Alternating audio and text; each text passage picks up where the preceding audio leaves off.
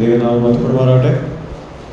ഓർപ്പിച്ചതുപോലെ നമുക്ക് ഇന്നു മുതൽ രൂത്തിൻ്റെ പുസ്തകം ക്രമമായിട്ട് പഠിക്കാം. ബൈബിളിലാകെ സ്ത്രീകളുടെ പേരിൽ 2 പുസ്തകങ്ങൾ രേഖപ്പെടുത്തിയിട്ടുണ്ട്. ഒന്ന് എസ്തേറും പിന്നൊന്ന് രൂത്തുമാണ്. ഈ 1-ാമത്തെ അധ്യായത്തിൽ കയറുന്നതിന് മുമ്പായിട്ട് നമുക്ക് ഇതിനെപ്പറ്റിയുള്ളൊരു ആമുഖം നമുക്കൊന്ന് ശ്രദ്ധിക്കാം. We will look at a few things as an introduction before we move into the first chapter of Ruth. Let's talk about the author and compilation of this book. ഈ പുസ്തകം എഴുതിയ ആളെ പറ്റിയും ഇത് ചിട്ടപ്പെടുത്തിയ ആളെ പറ്റി നമുക്കൊന്ന് ശ്രദ്ധിക്കാം.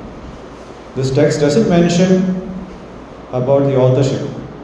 ഈ പുസ്തകം ആര് എഴുതിയെന്നുള്ളതിൻ്റെ ഒരു തെളിവും അല്ലെങ്കിൽ ഒരു പരാമർശവും ഈ പുസ്തകത്തിൻ്റെ അകത്തില്ല എന്നുള്ളതാണ് വാസ്തവം. But it does give us a clue of when it was written and compiled. ഇത് ആരാണ് എഴുതിയെന്ന് നമുക്ക് അറിയില്ലെങ്കിലും ഇത് എപ്പോഴാണ് എഴുതിയെന്നുള്ളതിനെ പറ്റിയുള്ള അറിവ് നമുക്കുണ്ട്. It could have been someone who lived during the time of David. ദാവീദിൻ്റെ കാലത്ത് ജീവിച്ചിരുന്ന ഒരാളായിരിക്കണം ഇത് എഴുതിയിട്ടുണ്ടാവുക. So how do we know that? The book ends with the genealogy of David. ബോഅസ് മുതൽ ദാവീദ് വരെയുള്ള ഒരു വംശാവലി വെച്ചാണ് ഈ പുസ്തകം അവസാനിക്കുന്നത്. So this author must have been aware of the kingship of David and he is writing this. Also, the author must be aware of the time of Judges and the events surrounding it. ന്യായാധിപന്മാരുടെ പുസ്തകവും അതിനെ ചുറ്റിപ്പറ്റിയുള്ള സംഭവങ്ങളെല്ലാം പരിചയമുള്ള ഒരാളായിരിക്കണം ഈ പുസ്തകം എഴുതിയിട്ടുണ്ടാവുക. Why it is so? How does the first verse start? 1-ാമത്തെ അധ്യായത്തിൻ്റെ 1-ാമത്തെ വാക്യം തുടങ്ങുന്നത് എങ്ങനെയാണ്?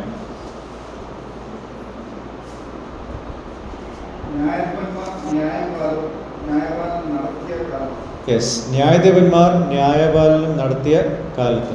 അതാണ് ഞാൻ പറഞ്ഞത്, ഇത് എഴുതിയ ആൾക്ക് ന്യായാധിപന്മാരുടെ പുസ്തകത്തിൽ നടന്ന സംഭവങ്ങളെ പറ്റി നല്ല അറിവുണ്ട്. So, the objective of this author is to build a bridge between the era of the judges and the era of the kingdom in this book. ന്യായാധിപന്മാരുടെ കാലത്തുള്ള ആ സംഭവങ്ങളും രാജാക്കന്മാരുടെ വാഴ്ചയുടെ ഈ കാലഘട്ടവും ബന്ധിപ്പിക്കുന്ന ഒരു പുസ്തകമായിട്ട് നമുക്കിതിനെ കാണാൻ സാധിക്കും. This has suggested the possibility of Samuel being the author of this book, as he is the last of the judges and the one to have anointed the first 2 kings of Israel. ഇത്രയും പറഞ്ഞതിൻ്റെ അടിസ്ഥാനത്തിൽ നമുക്ക് അനുമാനിക്കാവുന്നൊരു കാര്യം ഈ പുസ്തകം എഴുതിയത് ഒരുപക്ഷെ ശമൂവേലായിരിക്കാം എന്നുള്ളതാണ്. കാരണം ന്യായാധിപന്മാരിൽ അവസാനം വരുന്ന ന്യായാധിപനാണ് ശമൂവേൽ.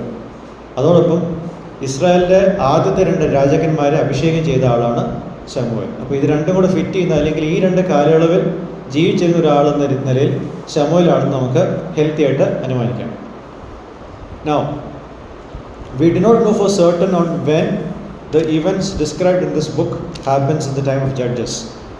ന്യായാധിപന്മാരുടെ വർഷങ്ങൾ നമ്മൾ മൊത്തത്തിലെടുത്ത് നോക്കിയാൽ 346 വർഷത്തിൻ്റെ ചരിത്രമാണ് ന്യായാധിപന്മാരുടെ പുസ്തകത്തിൽ രേഖപ്പെടുത്തിയിരിക്കുന്നത്. അതിലെവിടെ വെച്ചാണ് അല്ലെങ്കിൽ എപ്പോഴാണ് ഈ സംഭവങ്ങളിൽ നടന്നതിനെ പറ്റി ഒരു കൃത്യമായ ഒരു ഇൻഫർമേഷൻ നമുക്കില്ല. Why is it so? ഞാൻ പറഞ്ഞല്ലോ, ഈ പുസ്തകത്തിൻ്റെ അവസാനം ഒരു വംശാവലി രേഖപ്പെടുത്തിയിട്ടുണ്ട്. പക്ഷേ ആ ഒരു വംശാവലി നോക്കിയാൽ അതിൽ എല്ലാ തലമുറകളും രേഖപ്പെടുത്തിയിട്ടില്ല. It's an incomplete genealogy. Incomplete genealogy എന്നുള്ളത് ഒരു പുതിയ കാര്യമല്ല. മത്തായി സുവിശേഷം 1-ാമത്തെ അധ്യായത്തിൽ 42 തലമുറകളാണ് രേഖപ്പെടുത്തിയിരിക്കുന്നത്. എന്നാൽ 42-ലധികമായിട്ടുള്ള തലമുറകൾ അതിനകത്തുണ്ട് എന്നുള്ളത് ഒരു വസ്തുതയാണ്. എന്തെങ്കിലും ചോദ്യങ്ങൾ അതിനെപ്പറ്റി ഉണ്ടെങ്കിൽ യൂത്ത് മീറ്റിങ്ങിൽ നമുക്കത് ഡിസ്കസ് ചെയ്യാം. അതൊരു ചോദ്യമായിട്ട് തന്നെ ഇരിക്കട്ടെ.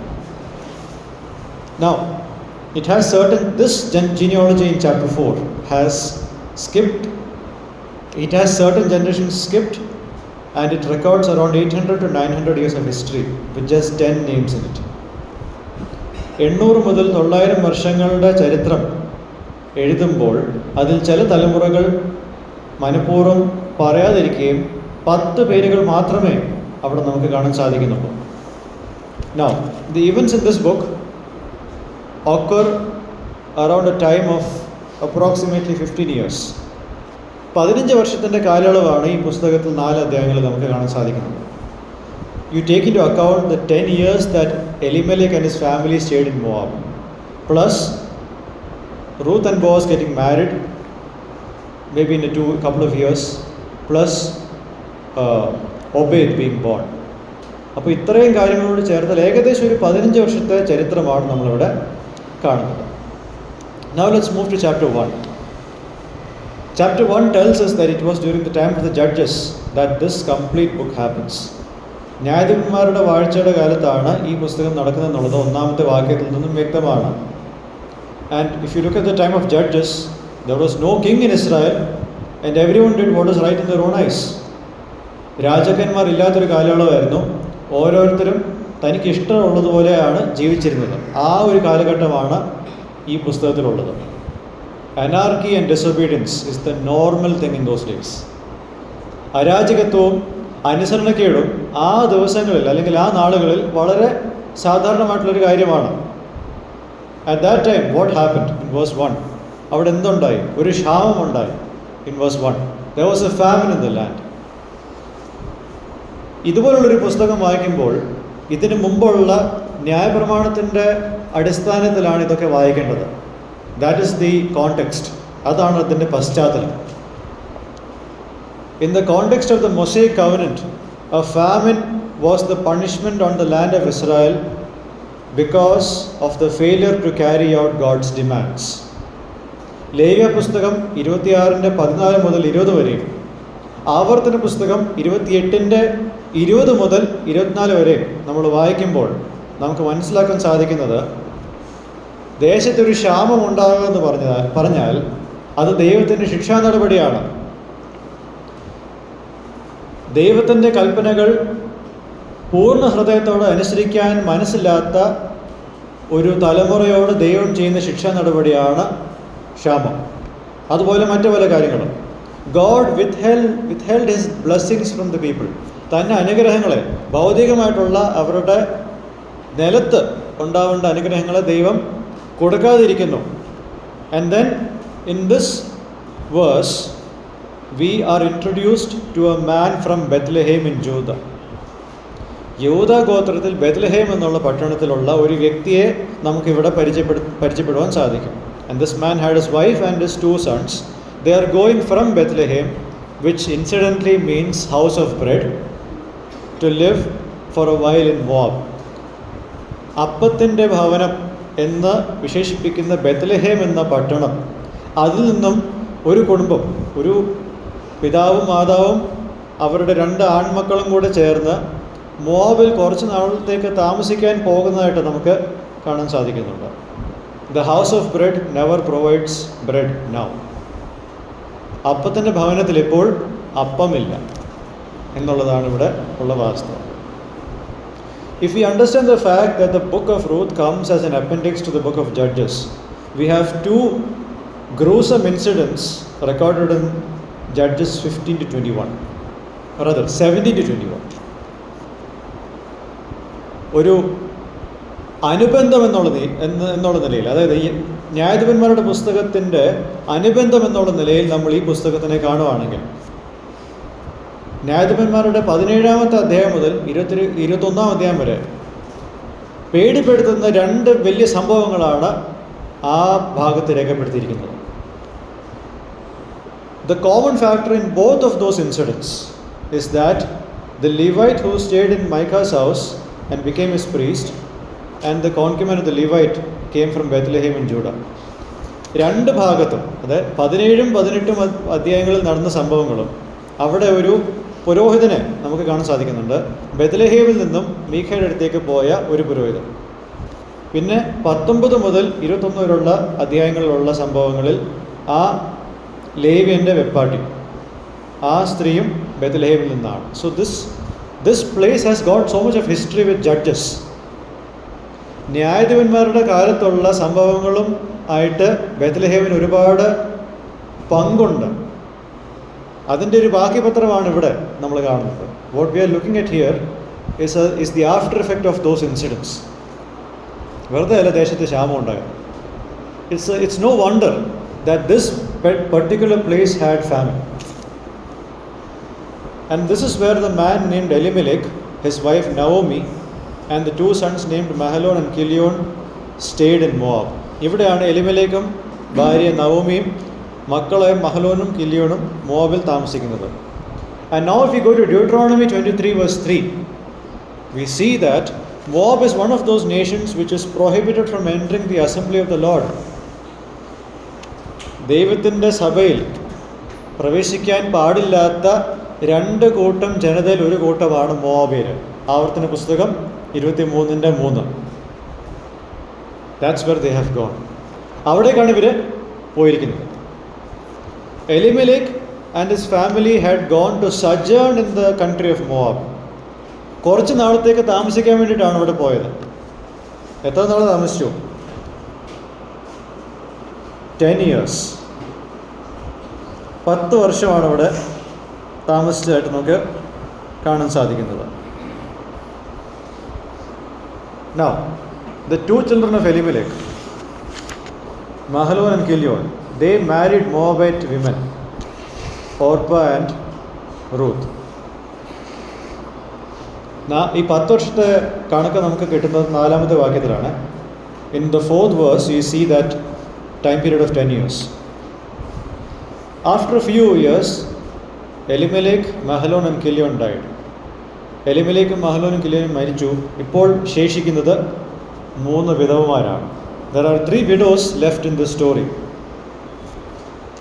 നമുക്ക് 1-ാം വാക്യം മുതൽ 5-ാം വാക്യം വരെയുള്ള സംഭവങ്ങളിൽ 3 കുഴപ്പങ്ങൾ ശ്രദ്ധിക്കാം. Let's look at a few faults that you see in verse 1 to 5. 1. When the famine happened, rather than going back to God in repentance, they put their trust outside of God by going to Moab, a forbidden alliance. ഒരു ക്ഷാമം വന്നപ്പോൾ ദൈവത്തിനടുക്കൽ തിരികെ മാനസാന്തരത്തിൽ ചെല്ലാതെ ഇവരെന്താ ചെയ്തത്? ദൈവത്തിൻ്റെ വെളിയിലേക്ക് അവരുടെ ആശ്രയം കണ്ടെത്തി പോകരുത്, അല്ലെങ്കിൽ പോകാൻ പാടില്ലാത്തൊരു സ്ഥലത്തേക്ക് അവർ ചെന്നെത്തുന്നു. That's the first thing that they have done. Second, they intended to sojourn in Moab, but they spent more than 10 years there. അവർ കുറച്ച് നാളത്തേക്ക് മോവാബിൽ പരദേശികളായിട്ട് താമസിക്കാൻ താമസിച്ചത് 10 വർഷം. Number 3, they let their children intermarry with Moabite women, something which God prohibits the inhabitants of Israel from doing. എലിമലേക്കും നവോമിയും അവരുടെ ആൺമക്കളെ മോവാബിയ സ്ത്രീകളുമായിട്ട് കല്യാണം കഴിക്കുവാൻ അനുവദിച്ചു. ദൈവം അത് നിരോധിച്ചിട്ടുള്ള ഒരു കാര്യമാണ്. And that has happened. Although there is so much of a connection between Lot and Elimelech, there is one thing that is different. ലോത്തിൻ്റെ കഥയും എലിമലേക്കിൻ്റെ കഥയും തമ്മിലൊരു കുറേ സാമ്യങ്ങളുണ്ടെങ്കിൽ പോലും, എന്നുവെച്ചാൽ ലോത്ത് കനാൻ ദേശത്ത് ക്ഷാമം വന്നപ്പോൾ യോർദാൻ വാലിയുടെ അടുത്ത് ചെന്നു എന്നതുപോലെ ഇവിടെ ഒരു ക്ഷാമം വന്നപ്പോൾ ഇവരും അങ്ങോട്ടേക്ക് പോയി. അപ്പോൾ ആ കാര്യത്തിൽ സാമ്യമുണ്ടെങ്കിലും ഒരു കാര്യത്തിലൊരു വ്യത്യാസമുണ്ട്. When Lot's actions caused the beginning of a nation like Moab, Elimelech's actions, because God is sovereign, will be the cause of the birth of the Davidic line. ശ്രദ്ധിക്കുക, ലോത്തിൻ്റെ ക്രിയകൾ നിമിത്തം അധർമ്മത്തിൽ ജീവിക്കുന്ന ഒരു ദേശമായ മോബിന് ഉത്ഭവം നൽകിയെങ്കിൽ, മറുവശത്ത് ദൈവത്തിൻ്റെ സർവാധികാരം ഉള്ളതുകൊണ്ട് മാത്രം എലിമലേക്കിൻ്റെ ക്രിയകൾ കലാശിച്ചത് ദാവീദിൻ്റെ വംശാവലി തുടങ്ങുന്ന സ്ഥലത്തേക്കാണ്. That's God's sovereignty. അപ്പോൾ ഇവിടെ ഈ ഭാഗത്ത് 5-ാം വാക്യം വരെയുള്ള കാര്യങ്ങളിൽ നമുക്ക് 3 ലെസൺസ് വേഗത്തിൽ നമുക്കൊന്ന് ശ്രദ്ധിക്കാം. Lesson number 1, when something bad is happening in our lives as a consequence because of the sin that is in us, we should take the step of getting right with God and repent of our sins. നമ്മളുടെ പാപം നിമിത്തം നമ്മുടെ ജീവിതത്തിൽ എന്തെങ്കിലും ഒരു കാര്യം ഒരു പരിണിത ഫലമായിട്ട് നടക്കുന്നുവെങ്കിൽ എന്താണ് നമ്മൾ ആദ്യം ചെയ്യേണ്ടത്? നമ്മൾ ദൈവത്തോട് നിരപ്പ് പ്രാപിച്ച മാനസാന്തരത്തിൽ ദൈവത്തിൻ്റെ ഭാഗത്തേക്ക് തിരികെ വരണം. Don't run away from the consequence to avoid the prescribed actions of reflecting on one's life and repenting. പലപ്പോഴും നമ്മൾ ചെയ്യുന്നത് ഈ കിട്ടുന്ന ഈ ഒരു തിക്താനുഭവം, പരിണിത ഫലം, അതിൽ നിന്നും നമ്മൾ ഓടുക. എന്തുകൊണ്ടാണ്? ഒരിക്കലും മാനസാന്തരപ്പെടാതിരിക്കും. മാനസാന്തരപ്പെടുന്നതിലും ഭേദമാണ് ഈ ഓടിപ്പോകൽ എന്നുള്ളത്. ഇത് ബൈബിളിൽ ആദ്യമായിട്ട് നടക്കുന്ന സംഭവമല്ല. യോനയുടെ പുസ്തകത്തിൽ നമ്മൾ അത് തന്നെയാണ് കാണുന്നത്. യോനയുടെ പുസ്തകത്തിൽ ദൈവത്തിൻ്റെ വാക്ക് കേൾക്കാതെ തർശീശിലേക്ക് പോയി അവിടെ വെച്ച്, അല്ലെങ്കിൽ ആ സമുദ്രത്തിൻ്റെ നടുവിലും ദൈവം പിടിച്ചപ്പോൾ മാനസാന്തരപ്പെടാതെ അതിലും ഭേദം ചാകുന്നതാണെന്ന് പറഞ്ഞ ആളാണ് യോന. സമുദ്രത്തിൻ്റെ അടിത്തട്ടിലും ദൈവം വിട്ടില്ല. ഇത് മനുഷ്യ സഹജമാണ്. This is a factor there for all people. Everyone wants to run away from the consequences of their sin. No one wants to repent. But what does God require of us? എന്താണ് ദൈവം നമ്മളിൽ നിന്നും ആഗ്രഹിക്കുന്നത്? ഓടിപ്പോകാനല്ല, അടി തരുമ്പോൾ ഓടിപ്പോകാനല്ല, തിരിച്ചു വന്ന് മാപ്പ് പറയാനും നിരപ്പ് പ്രാപിക്കുവാനാണ് ദൈവം നമ്മളെപ്പറ്റി ആഗ്രഹിക്കുന്നത്. What these people did is not what we should be doing. If my children end up in doing something ungodly and be in trouble, normally our response would be to manage the act they did and try to control them in future. എൻ്റെ മക്കൾ എന്തെങ്കിലും അഭക്തിയായിട്ടുള്ളൊരു കാര്യം ചെയ്ത് എന്തെങ്കിലും കുഴപ്പത്തിൽ ചെന്നാൽ സാധാരണ നമ്മളുടെ ഒരു റെസ്പോൺസ് ആയിരിക്കും അവർ ചെയ്ത കാര്യത്തിൻ്റെ ഭീകരതയെ കുറയ്ക്കുവാനും പിന്നീട് ഭാവിയിൽ അവരെ കൺട്രോൾ ചെയ്യുവാനുള്ള ഒരു പ്രവണത. But I'll tell you what we don't want to do. We don't want to reflect on where we have failed in bringing them up. Because we don't want to do that. And because we don't want to do that, we avoid repentance and get away from God. നമ്മൾ എവിടെയാണ് മാതാപിതാക്കൾ എന്നുള്ള നിലയിൽ തെറ്റിപ്പോയതെന്നുള്ളത് ചിന്തിക്കാതെ മുന്നോട്ട് പോകുമ്പോൾ നമ്മൾ മാനസാന്തരത്തിൽ നിന്നും അകന്നകന്ന് പോയിക്കൊണ്ടിരിക്കുകയാണ്. We make things more messy by not putting our trust in God. ദൈവത്തിൻ്റെ ഈ ശിക്ഷാ നടപടിയിൽ നിന്നും ഓടിപ്പോകുന്നതിലൂടെ കുഴപ്പങ്ങൾ സംഭവിക്കുന്നു എന്നത് മാത്രമല്ല, പിന്നെയും ദൈവത്തിലേക്ക് ദൈവാശ്രയത്തിൽ മടങ്ങി വരുന്നില്ല എന്നുള്ളത് കൊണ്ട് കാര്യങ്ങൾ കൂടുതൽ കുഴപ്പത്തിലാകുകയാണ്. We try to solve this problem with our own wisdom, and in the end we make up sinful choices. നമ്മളുടെ ജ്ഞാനത്തിൽ ഊന്നിക്കൊണ്ട് നമ്മളുടെ കുഴപ്പങ്ങൾക്ക് പരിഹാരം നമ്മൾ കാണുമ്പോൾ കുഴപ്പങ്ങൾ ഇല്ലാതാവുന്നില്ല, പുതിയ ചില കുഴപ്പങ്ങൾ വർദ്ധിച്ചു വരുന്നതേ ഉള്ളൂ. The second lesson that we need to know here, we think we can come out of the human-minded solutions that we have created.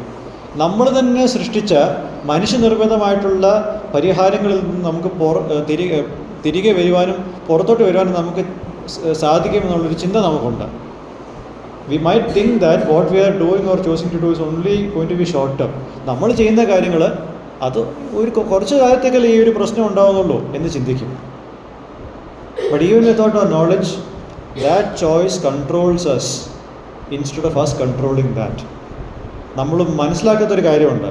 നമ്മൾ ഇന്ന് ചെയ്യുന്ന കാര്യം അതിൻ്റെ മേൽ നമുക്കല്ല ആധിപത്യം ഉണ്ടാവുന്നത്, മറിച്ച് അതാണ് നമ്മളെ ഭരിക്കുന്നത്.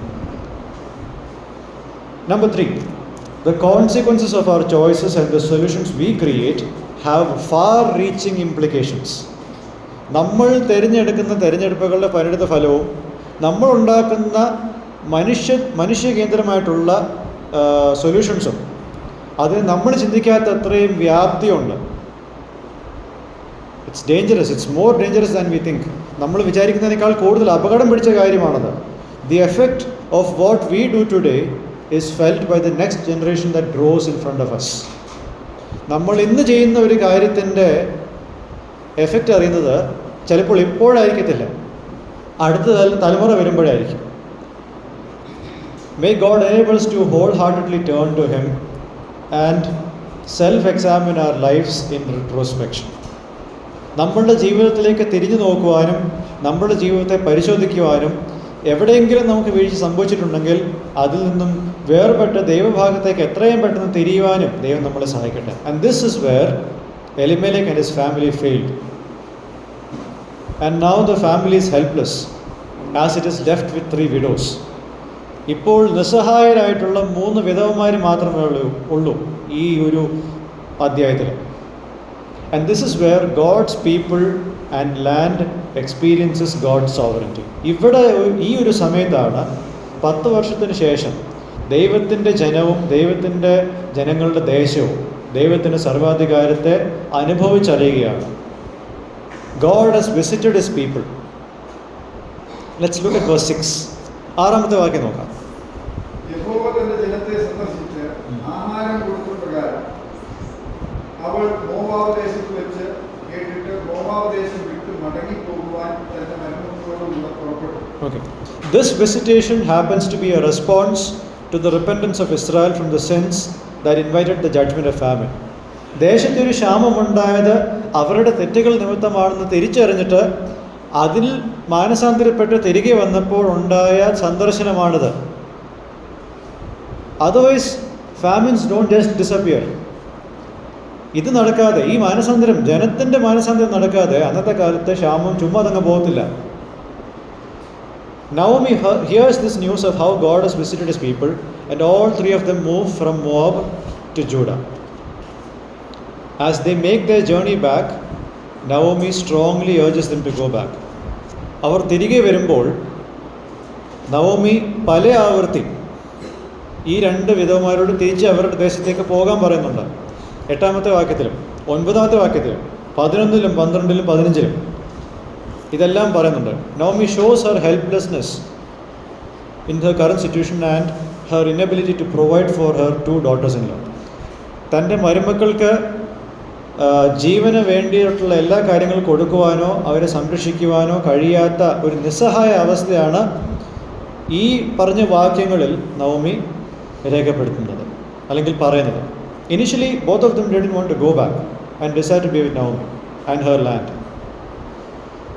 2 പേർക്കും തിരികെ പോകാൻ ആഗ്രഹമില്ല. അവരിവിടെ തന്നെ താമസിക്കുവാൻ അവരൊരു ആഗ്രഹം പ്രകടിപ്പിക്കുന്നുണ്ട്. So what does she say to them? We will look at that next time. അടുത്ത തവണ, അടുത്ത മാസം ദൈവം എന്ന് വെച്ചാൽ നമുക്ക് 1-ാമത്തെ അധ്യായത്തിൻ്റെ 8-ാം വാക്യം മുതൽ, ഇന്ന് നമ്മൾ ശ്രദ്ധിച്ചത് 1-ാമത്തെ അധ്യായത്തിൻ്റെ 1 മുതൽ 7 വരെയുള്ള വാക്യങ്ങളാണ്. ഇതിൻ്റെ ബാക്കി നമുക്ക് ദൈവം എന്ന് വെച്ചാൽ അടുത്ത മാസം നമുക്ക് ശ്രദ്ധിക്കാം. ദൈവം നമ്മളെല്ലാവരും സഹായിക്കുമാറാട്ടെ. ദൈവനാമം മഹത്വപ്പെടുമാറാട്ടെ.